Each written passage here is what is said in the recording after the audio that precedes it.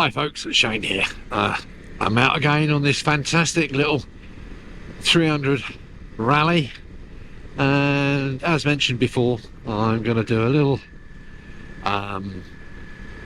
nighttime ride just to see how well these headlights work. Now on the 250L I had, I'll be honest with you, they were shocking, absolutely shocking. But this evening, as I say, I'm going to take you into the darkest rural Sussex, and we're going to see how they perform. So first of all, we're going to go through the airport, I think, and then go up Coombs Lane, which is pretty dark.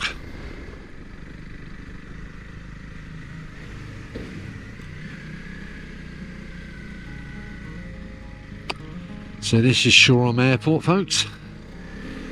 I think some people call it Brighton Airport now, but it's in Shoreham, so it's Shoreham to me.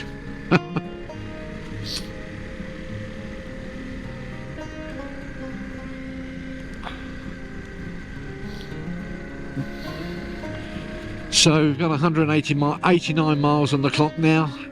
She's averaging 92.3 miles per gallon, which is incredible when you think about it.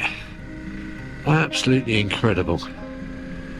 So I reckon you'll get 200 miles to tank, depending on how you ride, of course, which isn't bad going.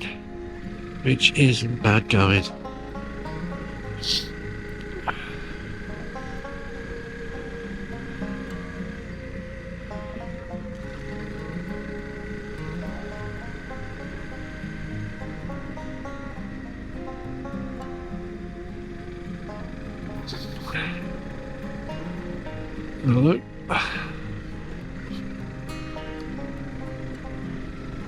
So that's the airport, guys. Yeah, or the airfield.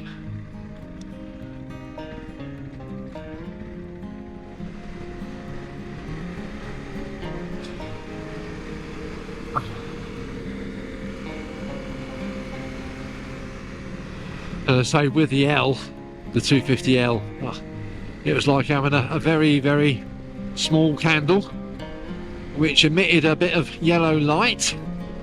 I could have put an LED in there, to be honest, if you got a conversion kit, but I never did. But that was another one of the reasons why I went for this, better lights compared to the L. And the last thing I want is, if I've had to ride in the evening or night, having poor illumination.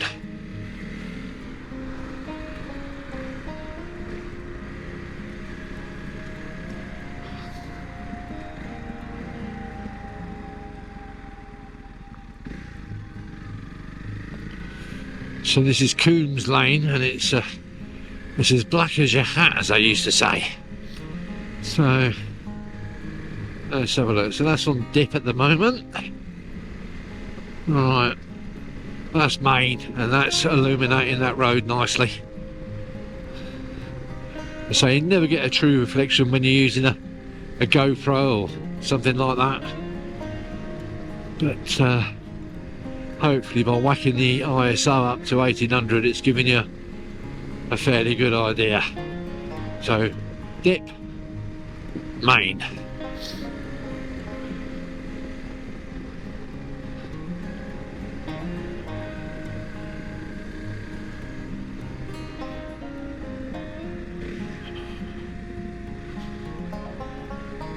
Lots of autumnal leaves on the road, making it a little bit slippy.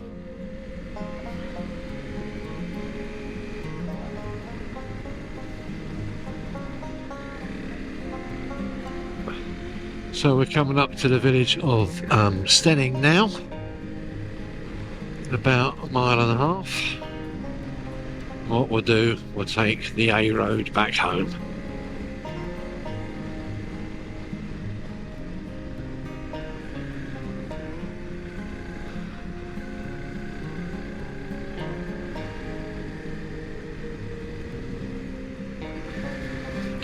It's not a bad little test for the GoPro 11 either. There's a new DJI Action 4, which they reckon is a little bit better in low light, but you lose some of the picture quality and some of the stabilisation with it. Maybe you do lose a bit of stabilisation on the GoPro, I'm not sure, but as I say, it's a good little test for it.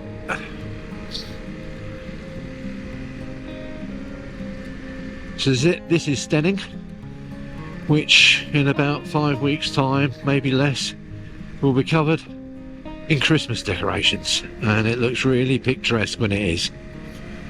Yeah.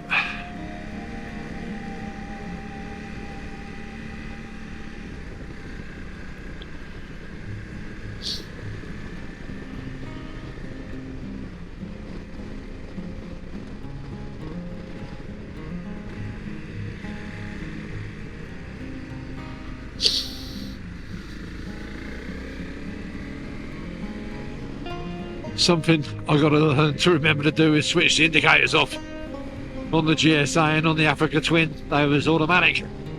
And I found myself no end of times on this forgetting to switch the blinking indicators off, but there you go.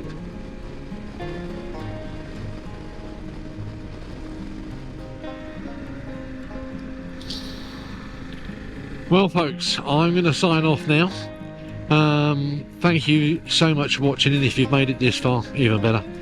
I hope this little video has helped some folks out there regarding the headlamps on the Rally 300, and I think it's the same for the Rally 250. I think they share the same system, but as you can see, or as I can see, and hopefully you can see, the lights aren't that bad. In fact, they're pretty good for a small bike. I'd say they're excellent.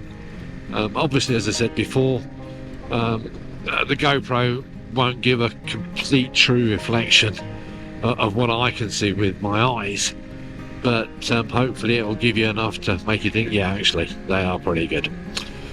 Anyway, if you haven't subscribed, please consider doing so, because it's lovely to see more and more people on the team, because there's to be a lot of CRF 300 Rally content coming up.